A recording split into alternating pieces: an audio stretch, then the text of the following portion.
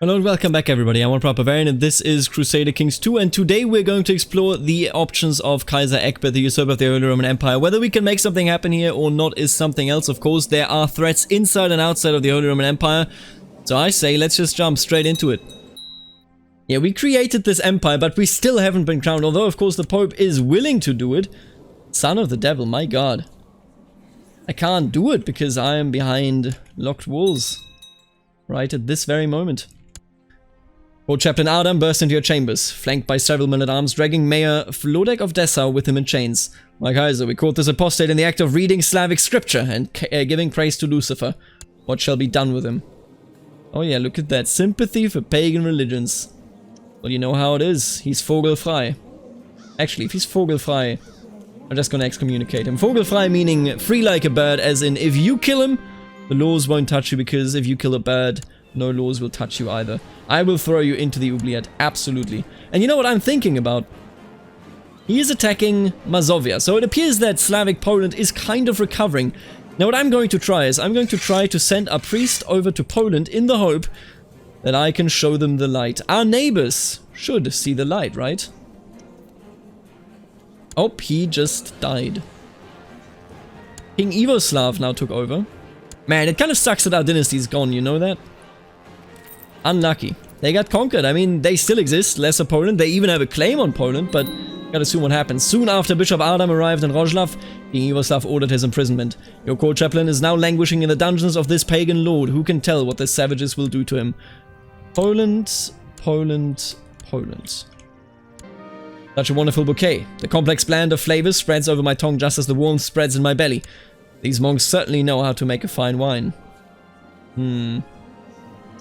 You know what, let's try to become temperate here. Nope, didn't work. Well, either way, I want to focus on rulership. I think he needs to be a good ruler. Can't have any children anymore, so he is mostly the realm's steward, if you will. Wait, are they actually voting for him? No, they are not. The next emperor would be Duke Eberhard the Blessed von Babenberg, the Duke of Bavaria. I like it. Oh, I love seeing Bavarians on the throne, believe you me. Holy crap, look at this. The Umayyads just got so much more powerful, and they're actually going even deeper into the east. I think we're gonna see a caliphate that is practically all of North Africa and Iberia. This is threatening to an incredible degree, especially because they now also have the actual empire of Cordoba. Oh, that's a custom empire. Do they start with that? Yes, they do. Okay. So that is not something that they actually formed. What? A king in Frisia. You know, this is actually a very interesting dynamic in my opinion. The king of Frisia is the same person that declared the war against the Pope just a while ago, and he's Dutch. I honestly feel as though he is what Bohemia was to the historical Holy Roman Empire. You know, the only king allowed in the region, so to speak, although we are going to get one more. But, you know, in Italy, they were always unruly people. I like the dynamic that we got going, and I like that Bohemia is independent at this point. I hope that it will stay that way. Now, I will tell you, I'm not going to keep this, you know, I'm not going to, like, mercilessly conquer all around me. I just wanted to form the Holy Roman Empire, which is why I gave myself all those claims. I just wish that I could finally get crowned. Just crown me, come on. After the council meeting, Court Chaplain Rudolf asked me to exchange a few words in private. Apparently he has uncovered a rumor concerning a rare artifact. Rudolf believed there was some truth to the rumor and urged me to have a search arranged. A good idea. Thank you. I can't even wear the Reichskrone because I am currently uncrowned. The hunt for the rumored artifact has begun to slow down. Court Chaplain Rudolf just informed me. He has some valuable and promising leads, but to investigate them, the search must venture into distant, inhospitable lands. Rudolf claims he needs more soldiers to attempt such a venture. Sure. Oh, we have a rebellion. Led by a disgruntled nerd. Well, this disgruntled nerd shall be destroyed. Yeah, so I really like the dynamic that we do not actually have Bohemia inside of our realm. I think that's kind of cute. Instead, we have the Kingdom of Frisia in our realm, with a very strong Dutch person. A renowned duelist as well, damn. He is legendary, although he does not yet have a bloodline. Another heretic. Oh, look at that. Branded apostate. I mean, he's already excommunicated, you know? Goodbye, buddy. Oh, and I can finally open the gates of Brandenburg only to ride out in glory and destroy our opponents. The rebels that have risen up against us. And why am I so bad at fighting all of a sudden? Take them out. I can do it, I trust in my abilities here. With the crushing defeat of the peasant rebellion of Berengar, and with his execution, I hereby ask for the Pope to crown me. Pope Eugenius III, you asked for this and you shall get it. And wait a minute, what is this? Why does it say... Am I losing it? Why does it say whom? Tributary of whom? Are you kidding me? That's ridiculous! Is he losing his wars? He kind of is winning them, actually. Interesting. Ah, he's winning one, he's losing the other. We'll see where that goes. For the moment, let's get crowned. Let's finally finish this achievement that we have worked so hard for. And you know what? I shall hold a grand tournament at the same time.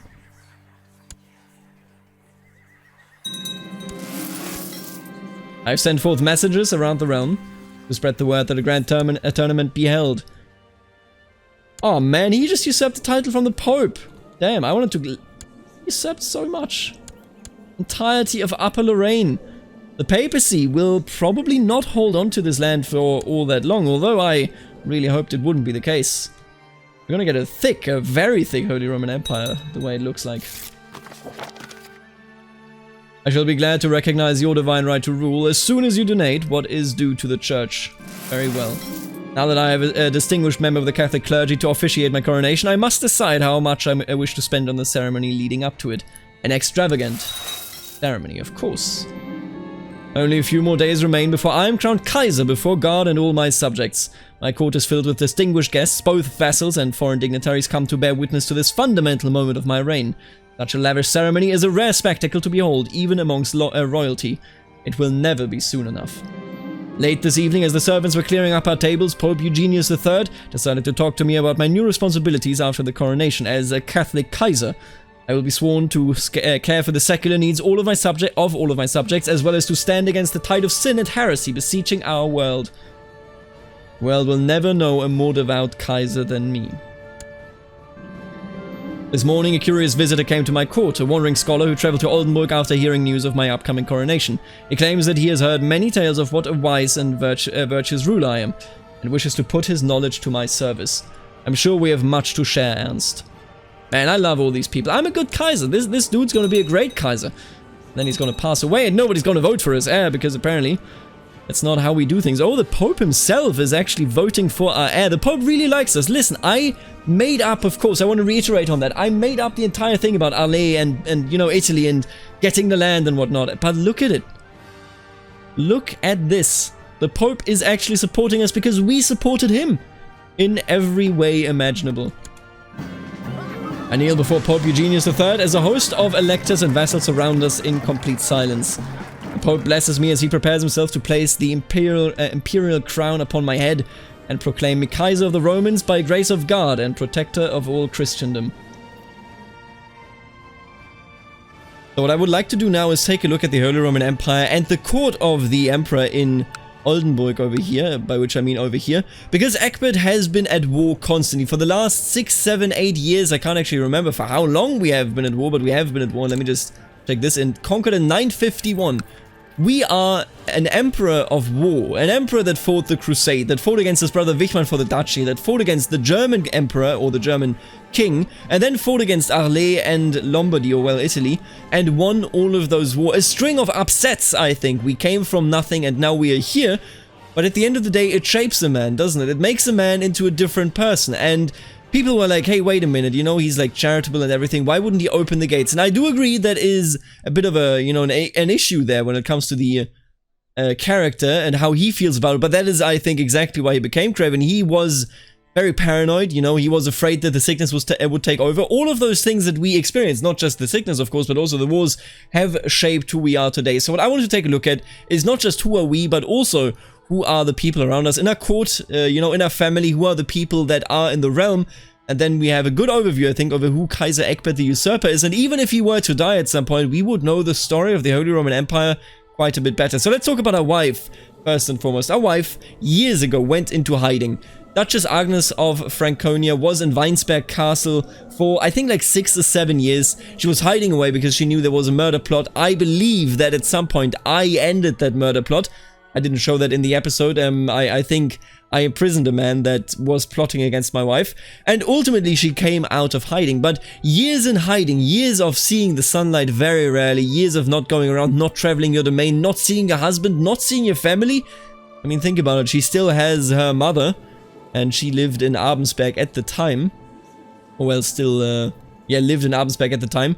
But it drives you crazy, doesn't it? And that is why Duchess Agnes has decided to go celibate. Now, I'm not calling her crazy, but what I'm saying is I'm sure that she prayed to God and said, if you aid me, I will be able, you know, to become even closer to you and I will be celibate.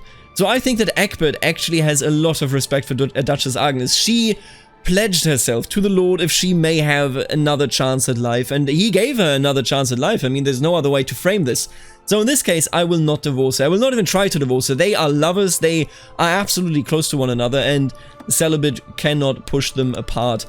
So with that being said, Kaiser Egbert the Usurper has no choice but to bet on Duke Hartmann of Holstein, his nephew, and I actually like the idea because historically speaking, there were some instances where somebody said, I shall rule now, but your child will be the next ruler. The most notable case, I think, was Mary of the Scots and Elizabeth, who then said, hello Mary, I will rule England and you will rule nothing, but your son James will become king of Scotland and England, and that is ultimately what happened, historically speaking. So I'm not against, you know, me saying, Wichmann, you were not a good ruler, and I took your title. This was my right by might and by the Lord, of course, but your son Duke Hartmann shall be my heir, because he's a good man. Look at this: zealous, kind, diligent, uncouth, skilled tactician.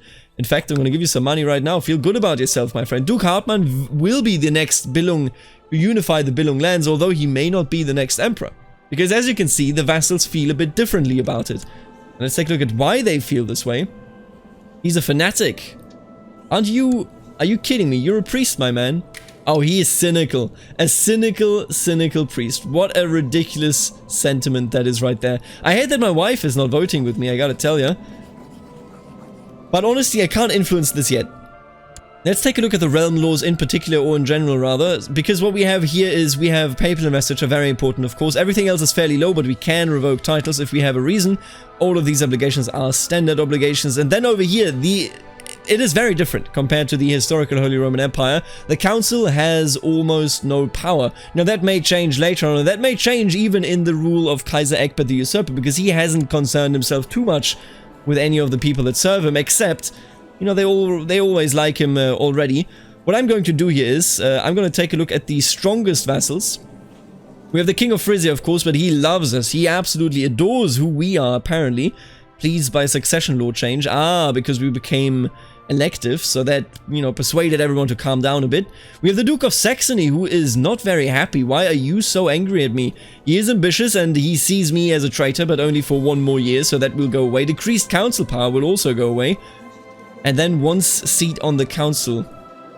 I assume, right, that your father was Tankmar, yeah. This is a long history. Duke Rudolf, definitely hates us because we pushed his father out of Germany and made it impossible for his dynasty to rule. Now what I will do is, I won't put him at my court because he has consumption, that would be slightly dangerous, but I will put, I think I will put Bavaria on the council.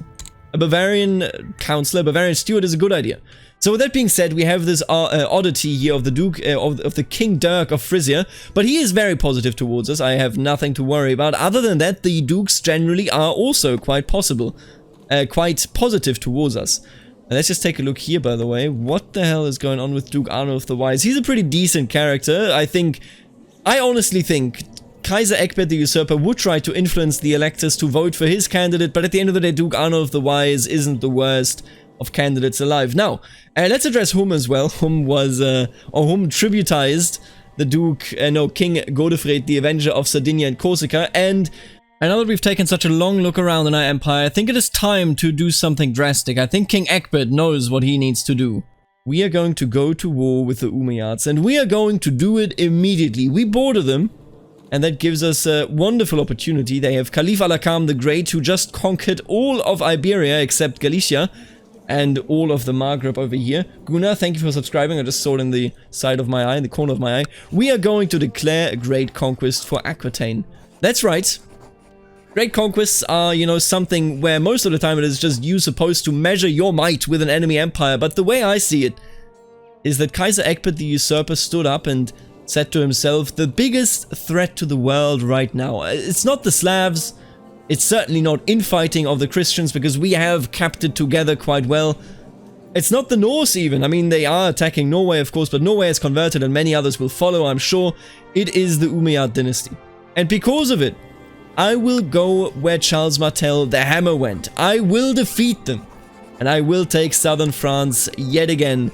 It will be free. Now, I don't know who will rule it ultimately. I don't think I will rule it, but I will take Aquitaine and it will be ours. And we will do it immediately. That's right. Let's jump into this damn war. You know, we are, of course, inferior when it comes to troop numbers. The Umayyads have 17,910 troops, whereas we are sitting at looking at a situation where we are at 13,950. But this is the perfect opportunity. As you can see, France is warring to lose, or rather for to lose. Now, whether France will win is something else, but the Umayyads are in a bit of a pickle, and that is the only way where we can really even approach them. They are incredibly powerful, incredibly strong, and I am quite worried about it. And look at that, Cardinal Rudolf just became a cardinal, well, you know, from being an archbishop. Though some time has now passed since my coronation, the good people of Oldenburg are still in a festive mood, glad to finally see their Kaiser's status be recognized by the church. It would be nice to see my subjects continue to celebrate my rise to the throne, if it were not for the fact that they are also using this as an excuse to work less. You know what, let them have their fun. I don't think that we even have the time to go on and, you know, micro this, seeing as I'm not at home. I am leading troops down here in Arles. I'm sick of always being kind to everyone. Oh, come on, not like this. Feel my wrath. I mean, I suppose that he is not really close to anyone. Think about it, you know? He locked himself in when the sickness was around, and he also doesn't really have any close contact with his wife anymore because his wife is celibate. So maybe he did indeed lose his kind streak. Although, of course, that is incredibly saddening. The great celebrations that surrounded my coronation concluded a while ago, but the trade and wealth they have brought to Oldenburg are still lingering, an unexpected consequence of my generosity. Very nice.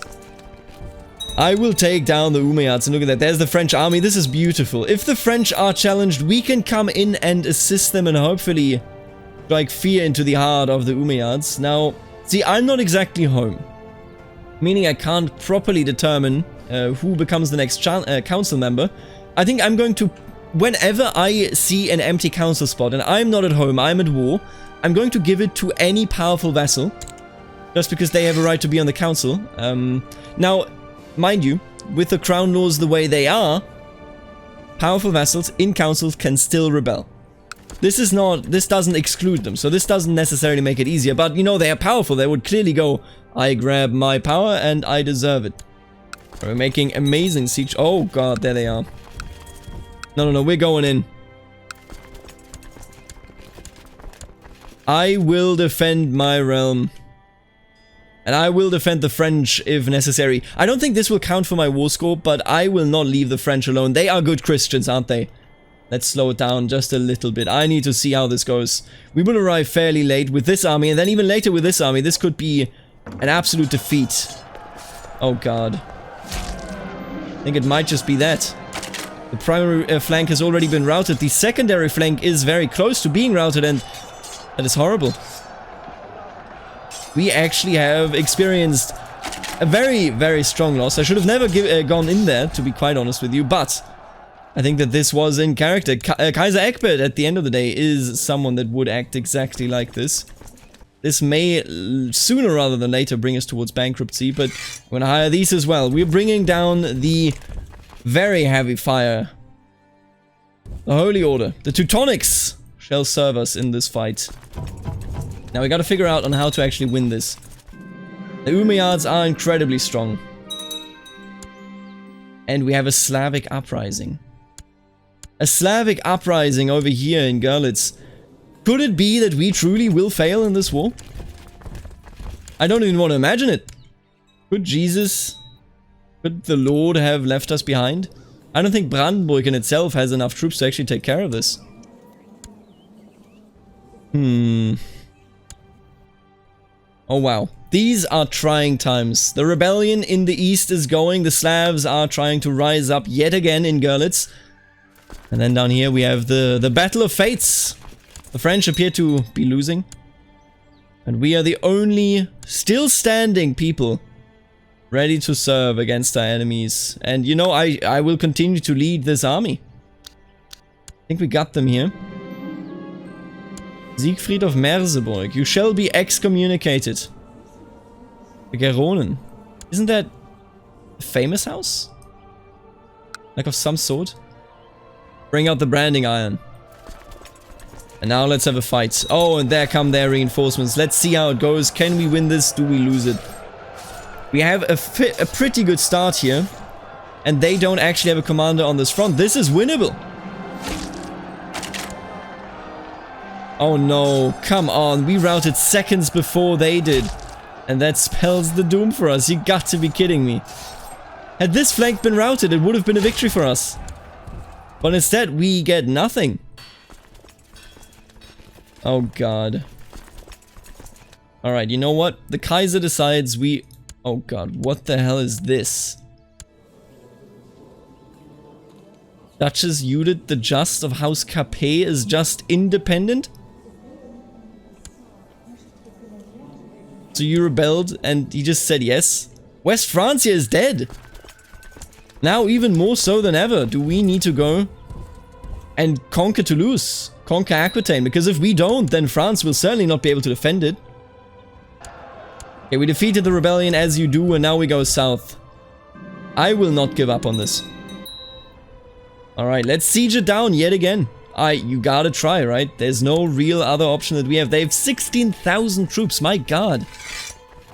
My god. Usurped the county of Pavia from Odon. Wait, what the hell happened here? So, King Odon did become the ruler of Sardinia and Corsica. Except, he now is independent and no longer part of our realm.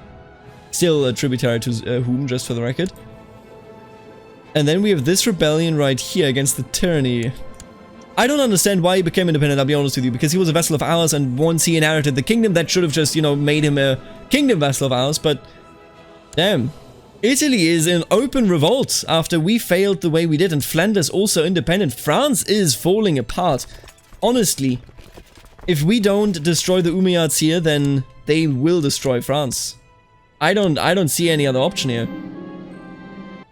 And yet another rebellion, you have to be joking. I just put this one down. And they've returned, huh? We'll take care of that in a bit. We are currently active down here, and the Kaiser can't be in every spot at the same time. Court Chaplain Rudolf has spent many weeks bent over ancient tomes and scrolls in search for more information regarding the rumored artifact. He claims to be on the right path, but apparently the progress is slow. Rudolf has asked me to order the best scholars in the Holy Roman Empire to aid him in his efforts. Yes. And I think this may spell the end of this war. I don't think the Great Conquest will be a success. We are too splintered, and although these are mountains, will it be doable? I don't know. We have good tactics here, but this is a difficult one. We are getting some more reinforcements yet to come. Oh, but this flank will rout before this one, meaning we will get double flanked here. This is horrible. Duke Jakob of Transylvania, if you win this, I will bestow the greatest of all honors upon you, whatever that may be. I can't even think of anything. Please. He did it! Oh my god. Jakob. That is actually legendary. Wow. And I myself just so very narrowly destroyed this flank. This is a victory that will be remembered. The Battle of Rosello. The battle that should not have been won and yet was won. A battle was won, but the war may still be lost. But whether it will be won or lost shall be something for the next episode. So, I want to thank the members of the channel that are making videos like this one possible, namely the Barons Aaron, Stefan, the Richest, T, Snywolf, Emma, Mamello, Thomas, and Lachlan. Then, of course, also the Counts, Shifty, Ixon, the Naughty, and Wombat. And last but not least, the absolute gorgeous, absolutely gorgeous dukes. Suspicious Dark, Benedict, Nathan, Knight of Squires, Kenneth, Lexo, Roboman, My Dad, Left Me at Arby's, and Eric and Aiden. Thank you so much for supporting the channel directly. If you also want to support the channel directly, then check out the join button right underneath the video, and I will see you in the next episode. Later, alligator.